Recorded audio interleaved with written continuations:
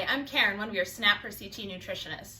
Today we're talking all about squash. Squash is a great family of vegetables. They remind us of fall, but did you know that there are many different types of squash? There are our summer squashes and our winter squash. Now the name of these squash depends on when the squash was harvested. Summer squashes are harvested when they're young, so their skin is very soft and tender. Winter squash, on the other hand, was allowed to mature before it was picked. That means that the skin is a little bit more tough.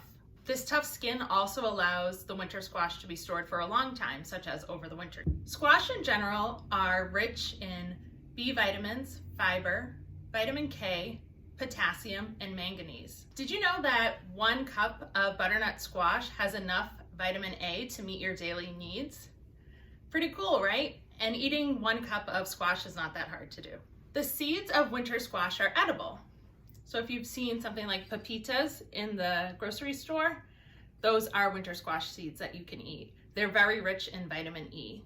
If you haven't heard of spaghetti squash before, you're missing out. This is a type of squash that when cooked, you can, with a fork, scrape the insides into strands that look like noodles.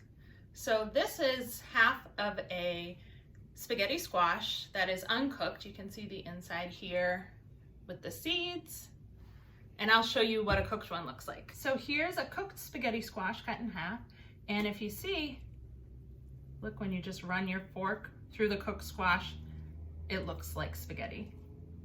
Pretty cool, isn't it? In Latin American countries, squashes are commonly used to make candies or jam. Doesn't that sound good? Now let's talk about the best ways to choose squash at the farmer's market or grocery store.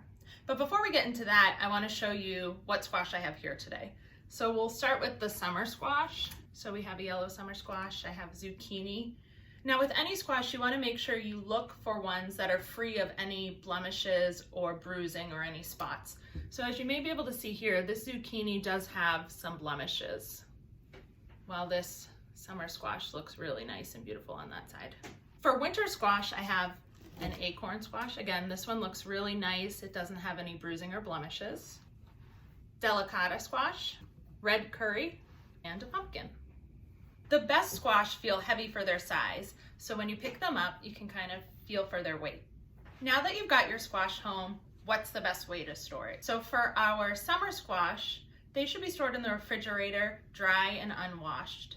If you put them in a plastic bag, they'll last for about 1 to 2 weeks. As for our winter squash, how long they last really depends on the type. Acorn and delicata squash can last for about 4 weeks. Spaghetti squash can last for about 5 to 6, while a butternut squash can last for up to 6 months. Now when you store these winter squash, you want to put them in a cool, dry place, like a pantry, closet, or drawer. When you're ready to eat squash or prepare a recipe with them, all you need to do is rinse them under cold running water and use a scrub brush. No need to use any chemicals or solutions, just running water and a scrub brush would be fine. Now let's talk about the best part, eating squash. So squash have many uses in the kitchen. They can be used in baked goods like pies, biscuits, and breads. They can also be used in beverages, puddings, soups, salads, eaten on their own. They are so versatile. Because winter squash has a hard outer skin, some people like to peel it, but you don't have to do that. You can actually eat it because when cooked, it becomes more tender. And that skin is where some great fiber and nutrients are. Summer squash, same thing. You don't need to peel them. Their skin tends to be more tender, so you can eat that and get the benefit of that fiber and nutrients. Today I'm going to show you how to make a delicious recipe. It's our bean, vegetable, and barley chili. Let's get started. I've got my pan heated to a medium-high heat. I'm going to add some oil, and we're going to add some chopped onions and saute them for about 5 minutes until they're tender. I used olive oil today.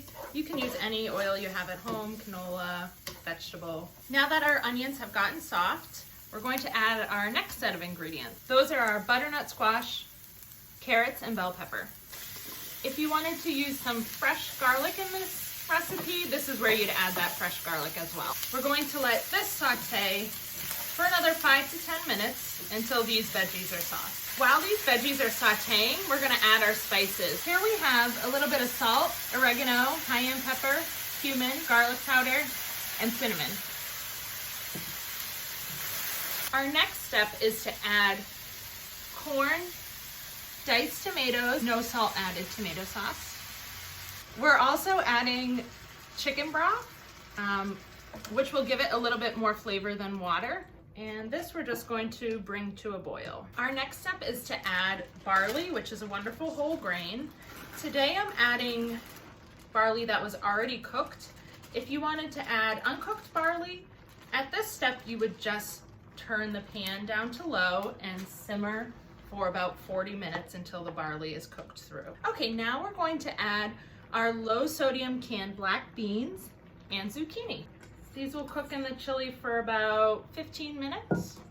At this step, we'll also add some greens. So today we're using spinach, and that will cook down pretty quickly. Now this chili is ready to eat. This is an awesome recipe that combines both summer squash and winter squash. Let me serve some out now. It smells so good. There's so many beautiful colors. Optional ingredients include cheese, which I'm gonna top mine with, avocado, sour cream, yogurt, or any other seasonings that you like. Doesn't it look delicious? Remember that the average adult needs about 2.5 cups of vegetables per day. Let me show you what that looks like. With a chili like this one, all full of vegetables, it's not gonna be hard to do. Here's about 2 cups. There's a 1/2 cup. So there is 2.5 cups of vegetables, the amount that the average adult needs in a day. Thank you for joining me to learn a little bit more about squash. I hope you learned something new today. You can find this recipe on our website, SNAP4CT.org. It's called Bean, Vegetable, and Barley Chili. Hope you check it out. Until next time, happy cooking!